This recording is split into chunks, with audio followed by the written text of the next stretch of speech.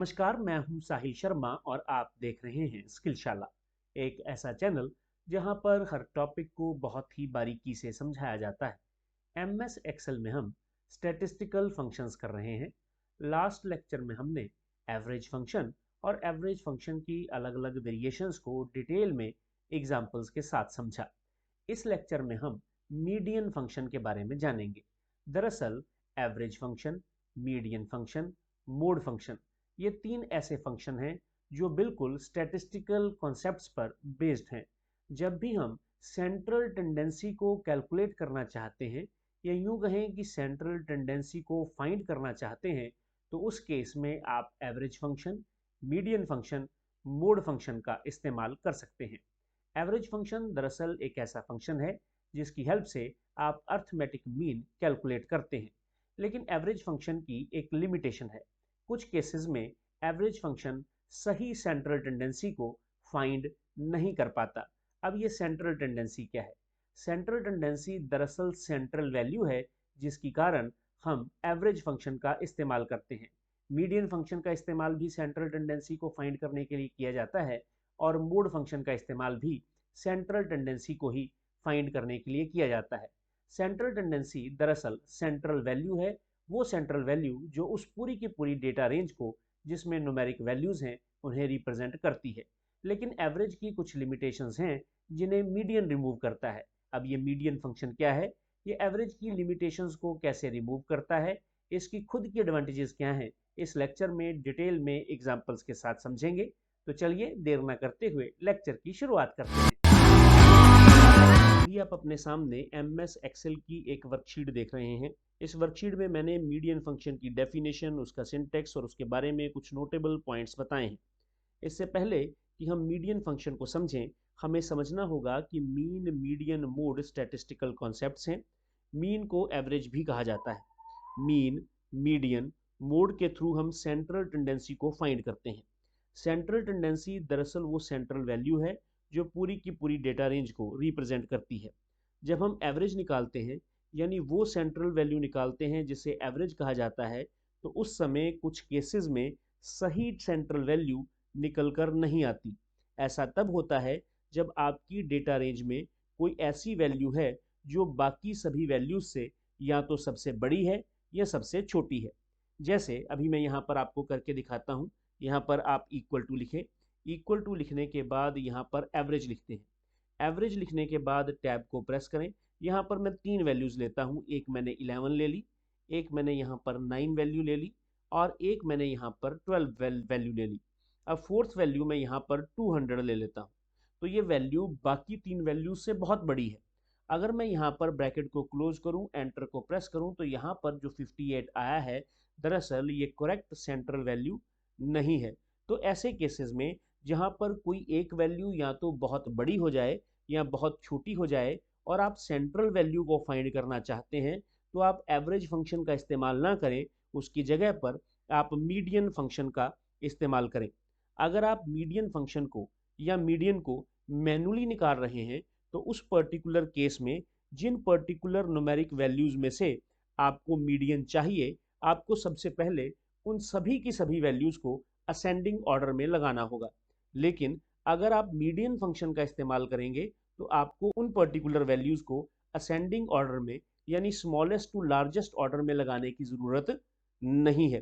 तो चलिए इस मीडियन फंक्शन को समझते हैं। यहाँ पर मैंने क्लियर लिखा है कि मीडियन एक मैथमेटिकल कॉन्सेप्ट है या स्टैटिस्टिकल कॉन्सेप्ट है जो कि मिडल वैल्यू को रिप्रेजेंट करता है। और अगर आप मीडियन निकाल रहे हैं, तो ये जो पर्टिकुलर मीडियन फंक्शन है, ये ऑटोमेटिकली सबसे पहला स्टेप क्या करेगा, ये उस डेटा रेंज को स्मॉलेस्ट टू लार्जेस्ट यानी कि असेंडिंग ऑर्डर में लगा देगा। अगर मान लीजिए, अब दो केसेस हो सकते हैं। अगर आपने मान लीजिए मीडियन फंक्शन में जो डेटा रेंज सिलेक्ट की है, एज एन आर्गुमेंट पास की है, अगर उसमें ऑड नंबर ऑफ वैल्यूज हैं, ये हम करके भी देखेंगे। अगर उस पर्टिकुलर रेंज में ऑड नंबर ऑफ वैल्यूज हैं, तो उस केस में जो मीडियन वैल्यू होगी वो सिंगल मिडल वैल्यू होगी। जैसे मान लीजिए आपने मीडियन फंक्शन में 5 वैल्यूज पास की हैं, तो 5 वैल्यूज में से नीचे वाली दो वैल्यूज और ऊपर वाली दो वैल्यूज को छोड़ के जो मिडल वैल्यू है, दरअसल उसी को मीडियन कहा जाता है। लेकिन अगर आपने किसी ऐसी डेटा रेंज को पास कर दिया है जिसमें इवन नंबर ऑफ वैल्यूज है, मान लीजिए आपने किसी ऐसी रेंज को पास कर दिया है जिसमें 6 वैल्यूज हैं, तो उस पर्टिकुलर केस में जो बीच की 2 वैल्यूज होंगी उन वैल्यूज को हमें ले लेना है और उन वैल्यूज की एवरेज निकाल लेनी है, और उन 2 वैल्यूज की जो एवरेज आएगी दरअसल वही मीडियन है। तो चलिए इसके सिंटेक्स को भी समझते हैं। इसके सिंटेक्स की बात करें तो इसके सिंटेक्स में आप टोटल 255 आर्गुमेंट्स को पास कर सकते हैं। इसका केवल फर्स्ट आर्गुमेंट ही मैंडेटरी है और बाकी सभी के सभी आर्गुमेंट्स ऑप्शनल है। मीडियन एम्प्टी सेल्स को इग्नोर करता है।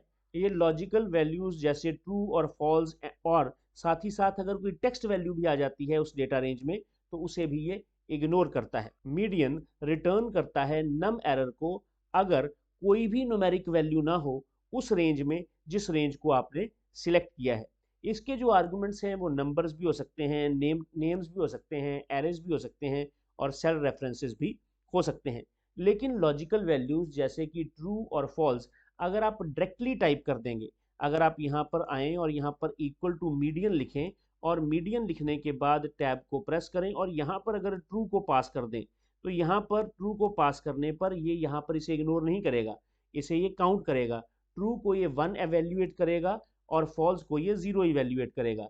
इसलिए याद रखें कि ये जो फॉल्स को और ट्रू को इग्नोर करता है ये तभी करता है जब आप रेंज को सिलेक्ट करते हैं। चलिए इसको एग्जाम्पल के साथ समझते हैं। यहाँ पर आते हैं, यहाँ पर हमारे पास ये डेटा रेंज है। इस डेटा रेंज में ये जो वैल्यूज़ हैं, जो मार्क्स हैं स्टूडेंट्स के, इन्हें मैंने पहले ही सॉर्ट किया हुआ है। हम ऐसा करते हैं कि इसे काउंट करते हैं। जब आप इसे सिलेक्ट करेंगे तो इसका काउंट नीचे आ जाएगा, ये टोटल 10 है। 10 है तो हम ऐसा करते हैं कि यहाँ से हम ये 4 वैल्यूज़ अलग कर लेते हैं और यहाँ से ये 4 वैल्यूज़ अलग कर लेते हैं। तो हमने 8 वैल्यूज़ को मैंने हाईलाइट कर लिया या उनके फॉन्ट के कलर को चेंज कर दिया, तो बीच में 2 ये वैल्यूज़ बची हैं।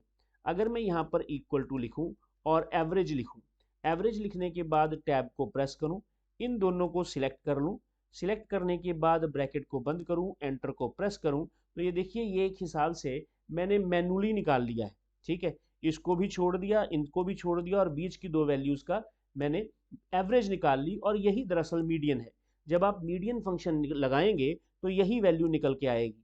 यहाँ पर ये वैल्यू कैसे निकल कर आई है, मैंने पहले इस रेंज को सॉर्ट किया हुआ है। सॉर्ट करने के बाद इसके मिडिल की जो वैल्यूज़ हैं 2, उनकी मैंने एवरेज निकाल ली। तो यहाँ पर 64.5 जो एवरेज है दरअसल ये क्या है, दरअसल ये मीडियन है। यहाँ पर ये जो वैल्यूज़ हैं ये 9 वैल्यूज़ हैं।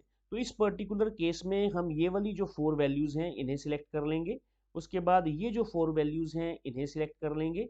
बीच में कौन सी वैल्यू बचती है, ये एक वैल्यू बचती है, तो यहाँ पर ये जो 62 है इस रेंज का मीडियन है। तो ये देखिए यहाँ पर ये जो रेंज है ये भी सॉर्ट हुई हुई है, लेकिन ये जो पर्टिकुलर रेंज है ये सॉर्ट नहीं है। 39 फिर 78 फिर 62 फिर 50 फिर 89, तो this is not a sorted list. अब मुझे मीडियन निकालना है और इसमें टोटल कितने हैं, टोटल 10 एलिमेंट्स हैं, ये टोटल 10 न्यूमेरिक वैल्यूज़ हैं।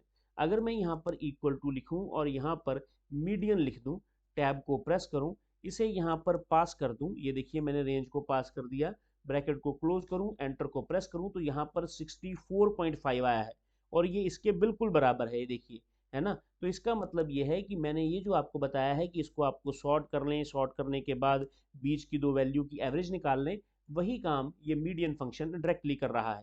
अगर मान लीजिए इन 10 वैल्यूज़ में से मैं किसी वैल्यू को यहाँ से हटा दूँ, जैसे मैंने यहाँ पर जो वैल्यूज़ हैं उन्हें कितनी कर दूँ, 9 कर दूँ। जैसे मैंने इस पर्टिकुलर वैल्यू को यहाँ से हटा दिया और उसके बाद कहीं भी बाहर अगर क्लिक करूँगा तो यहाँ पर 62 आ गया। ये देखिए यहाँ पर भी 62 है और यहाँ पर भी 62 है।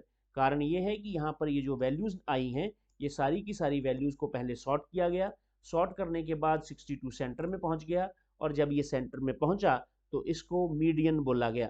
तो this is the method you can calculate the median from A numeric data range. तो इस तरह से आप मीडियन कैलकुलेट कर सकते हैं। नेक्स्ट लेक्चर में हम मोड को कैलकुलेट करना सीखेंगे।